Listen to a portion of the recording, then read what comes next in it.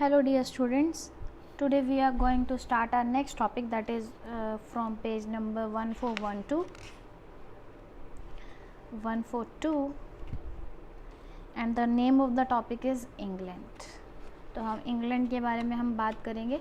अगर आपको याद हो तो एक दो लेक्चर पहले हमने बात की थी फ्रांस एंड इंग्लैंड की, यानी हमने मैनोरियल स्टेट से पहले जो टॉपिक डिस्कस किया था उसके बारे में बात करूँगी. थोड़ा सा रिमाइंड कराना चाहूँगी. उसमें हमने पढ़ा था कि जो गॉल प्रोविंस थी उसे फ्रांस में कन्वर्ट कर दिया गया था. फिर जो ड्यूक था नॉर्मैंडी एरिया का, उसने क्या कर लिया था, इंग्लैंड और स्कॉटलैंड पे कॉन्कर कर लिया था. आई होप आपको ये याद होगा. तो उसी इंग्लैंड की हम बात करेंगे. तो क्या हुआ था कि दो जर्मैनिक ट्राइब हुआ करते थे. दो जर्मैनिक ट्राइब हुआ करते थे. कौन कौन से? एक थे सेक्सन्स, एक थे एंजल्स. तो ये दो जो जर्मैनिक ट्राइब थे वो सेंट्रल यूरोप से इंग्लैंड में सेटल डाउन हो गए थे. कहाँ गए थे ये? From central Europe to England में वो सेटल डाउन होने के लिए आ गए थे. फिर क्या हुआ था, कहता है कि जो कंट्री नेम है ना इंग्लैंड, वो जो नेम पड़ा था वो कैसे पड़ा था, पहले जो ये एरिया था उसका नाम रख दिया गया था एंजल लैंड. फिर धीरे धीरे इस एंजल लैंड को किस में कन्वर्ट कर दिया गया? इंग्लैंड में कन्वर्ट कर दिया गया था. तो 11वीं सेंचुरी के टाइम पीरियड में, ड्यूरिंग 11वीं सेंचुरी, तो जो नॉर्मैंडी एरिया जिसके बारे में हम पहले भी बात करके आए हैं, जो एक फ्रांस की प्रोविंस थी, फ्रांस की स्टेट थी, नॉर्मैंडी एरिया के जो राजा हुआ करते थे, जिसे हम ड्यूक विलियम के नाम से जानते हैं. किसके नाम से? ड्यूक विलियम के नाम से. उन्होंने 11वीं सेंचुरी में यानी 11वीं सेंचुरी में इंग्लैंड में क्या टर्म लेकर आ गए थे? वो फ्यूडलिज्म को. किसको? फ्यूडलिज्म को. फ्यूडलिज्म मीन्स एक सोसाइटी की अरेंजमेंट कर देना, सोशल, पॉलिटिकल और इकोनॉमिकल वे से एक सोसाइटी का अरेंजमेंट कर देना, यानी ये 3 ऑर्डर्स में ले आना, उसे हम कहते हैं फ्यूडलिज्म. तो ड्यूक विलियम ने क्या कर दिया था, इंग्लैंड में भी फ्यूडलिज्म को क्या कर दिया था, एस्टेब्लिश कर दिया था. तो ये जो ड्यूक विलियम था ना, ये बहुत ही तेज किस्म का बंदा था. इसने क्या करा था, जो एरिया इसने कॉन्कर किया था ना, उस एरिया को 180 सेक्शंस में डिवाइड कर दिया था. क्या कर दिया था? 180 सेक्शंस में डिवाइड कर दिया था. और हर सेक्शन में एक नॉर्मन नोबल को एस्टेब्लिश कर दिया था, या वहाँ पर उनको बिठा दिया था राज करने के लिए. तो 180 सेक्शंस में उस लैंड को उसने डिवाइड कर दिया और नॉर्मन नोबल को एस्टैब्लिश कर दिया था. अब ये नॉर्मन नोबल्स कौन से होते हैं? ऐसे नोबल्स जो नॉर्मैंडी से बिलोंग करते हैं. कहाँ से बिलोंग करते हैं? नॉर्मैंडी से. यानी ये अब खुद तो आया ही आया, साथ 180 नोबल्स अपने एरिया से, नॉर्मैंडी से लेकर आया, और वहाँ पर उसने इंग्लैंड में 180 नोबल्स को बिठा दिया. अब इनका क्या काम था? इनका यही काम था कि लैंड्स को इन्होंने किसको देना है? पीजेंट्स को देना है. इन्होंने क्या करना है? लैंड को पीजेंट्स को देना है. तो यही उनका काम हो रहा था. तो और जो पीजेंट्स थे वो क्या कर रहे थे? एज मिलिट्री सर्विस प्रोवाइड कर रहे थे. किसके द्वारा? यानी ये जो मिलिट्री थी वो लॉर्ड को दी जा रही थी, और लॉर्ड जो थे वो किंग को दे रहे थे. लेकिन इस एरिया में एक खासियत और ये थी कि ये जो मिलिट्री थी ना, वो लॉर्ड्स जो थे ना उसको यूज़ कर सकते थे सिर्फ किंग्स के वॉर के लिए. किसके लिए? किंग्स के वॉर के लिए. वो प्राइवेट वॉर यानी उनके जो खुद के वॉर हुआ करते थे उसके लिए इस मिलिट्री को वो यूज़ नहीं कर सकते थे. क्या नहीं कर सकते थे? इस मिलिट्री को वो यूज़ नहीं कर सकते थे. तो इस सेक्शन को अपनी नोटबुक में अच्छे से डिफ़ाइन कर लेना. ठीक है, मैं एक बार फिर से बता दूँ. ये किंग हो गया, ये नॉबल्स हो गए यानी लॉर्ड्स हो गए, यहाँ हम लॉर्ड्स ही कर लेते हैं, और यहाँ आ गए पीजेंट्स, जो क्या बन गई? मिलिट्री बन गई. तो ये जो मिलिट्री है ये सर्व की लॉर्ड्स को, लॉर्ड्स ने सर्व की किंग्स को। तो इस मिलिट्री को लॉर्ड्स यूज़ नहीं कर सकते, नॉट फॉर प्राइवेट वॉर्स। तो इनके जो आपसी वॉर्स होते थे, खुद के वॉर्स होते थे, उसमें वो खुद को यानी इस मिलिट्री को यूज़ नहीं कर सकते थे ड्यू टू नॉर्मन नोबल्स। तो इस तरह से जो हुआ था इंग्लैंड में जो ड्यूक विलियम था वो अपना राज कर रहा था और फ्यूडलिज्म वहाँ पर एस्टेब्लिश की गई। अब जो हम बात करेंगे कुछ ऐसे फैक्टर्स की बात करेंगे जो सोशल और इकोनॉमिक फैक्टर्स हैं जिसने वहाँ के एरियाज़ को अफेक्ट किया था। तो हमारा जो नेक्स्ट टॉपिक रहेगा वो यही रहेगा, factors affecting social and economic relation. तो जो चेंजेस हैं वो, तो कुछ चेंजेस थे वहाँ जो सोसाइटी में हो रहे थे और वो 2 टाइप्स के चेंजेस थे। कितने टाइप्स के? 2 टाइप्स के चेंजेस। तो वो 2 टाइप्स के चेंजेस कौन कौन से थे? कहता है कि जो चेंजेस ग्रेजुअली हो रहे थे यानी धीरे धीरे हो रहे थे, एंड कांट फील, और जिसे फील नहीं किया जा रहा था, उन चेंजेस को क्या कहा जा रहा था? इम्पर्सिटेबल चेंजेस कहा जा रहा था। क्या कहा जा रहा था?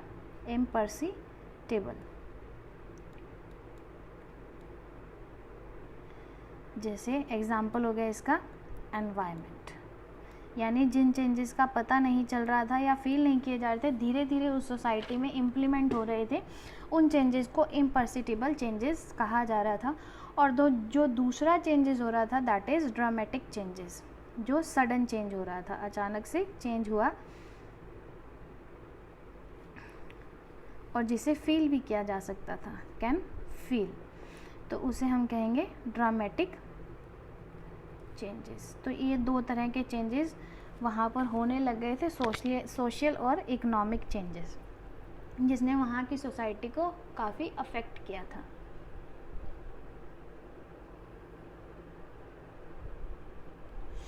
तो हम बात करेंगे हमारे नेक्स्ट टॉपिक की, that is the environment.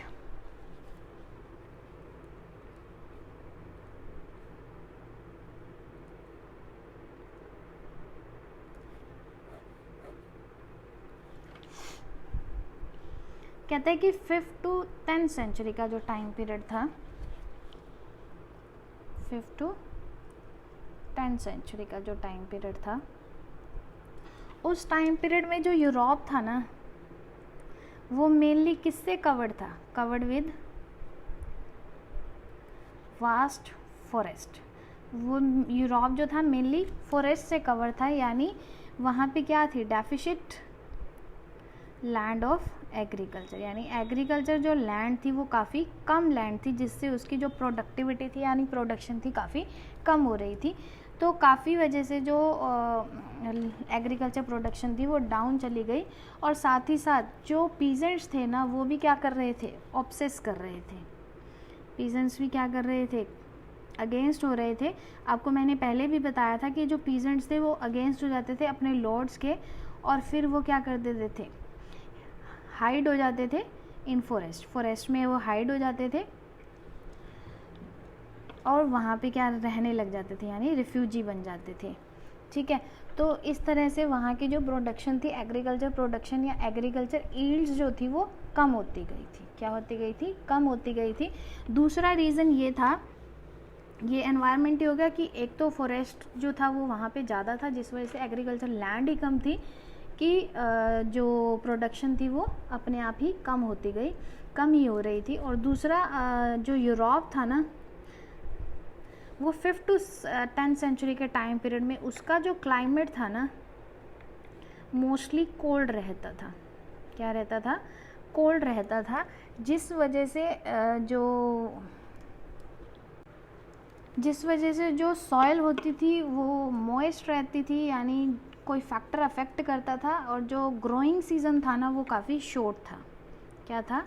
Shortage of growing season, यानी जो एग्रीकल्चर टाइम पीरियड था वो काफ़ी छोटा था, और जिसने क्या कर दिया, यहाँ पे भी क्या हो गई? एग्रीकल्चर प्रोडक्शन डाउन हो गई, और यहाँ पे भी क्या हो गई? एग्रीकल्चर प्रोडक्शन डाउन हो गई। तो ये दो फैक्टर्स जो थे वो 5th to 10th सेंचुरी में यूरोप को अफेक्ट कर रहे थे। लेकिन जब 11th सेंचुरी का टाइम पीरियड आया, क्या आया, 11th सेंचुरी का टाइम पीरियड आया, तो यूरोप में एकदम से क्या होने लग गया, वार्म टेम्परेचर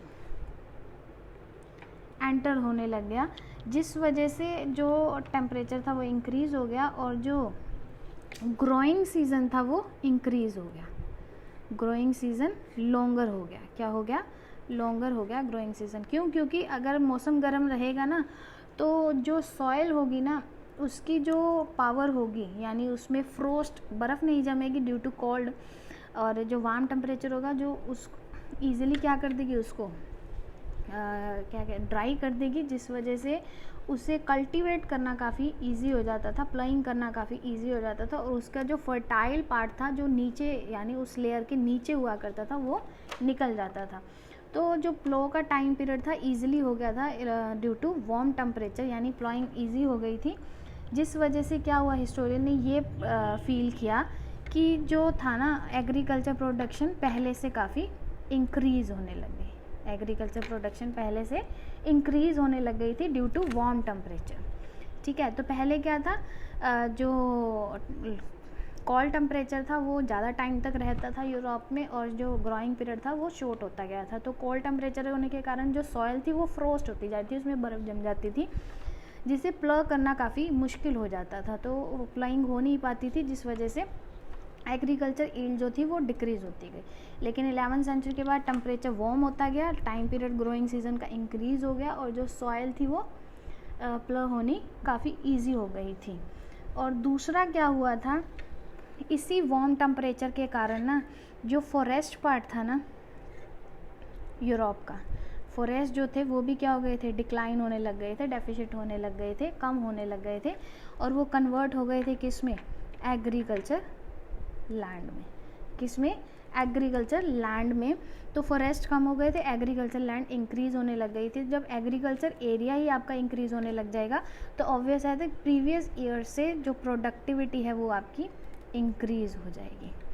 क्या हो जाएगी, इंक्रीज़ हो जाएगी। यानी 5th to 10th सेंचुरी में जो एग्रीकल्चर प्रोडक्शन थी वो डाउन जाती गई, 11th सेंचुरी से वो इंक्रीज़ होने लग गई ड्यू टू एनवायरनमेंट। एक ऐसा फैक्टर जिसे ना तो फील किया जा सकता है, यानी कब पता ही नहीं चला होगा कि कब ये किस वजह से ये जो टाइम पीरियड था वो चेंज हो गया, और ये धीरे धीरे काम हुआ।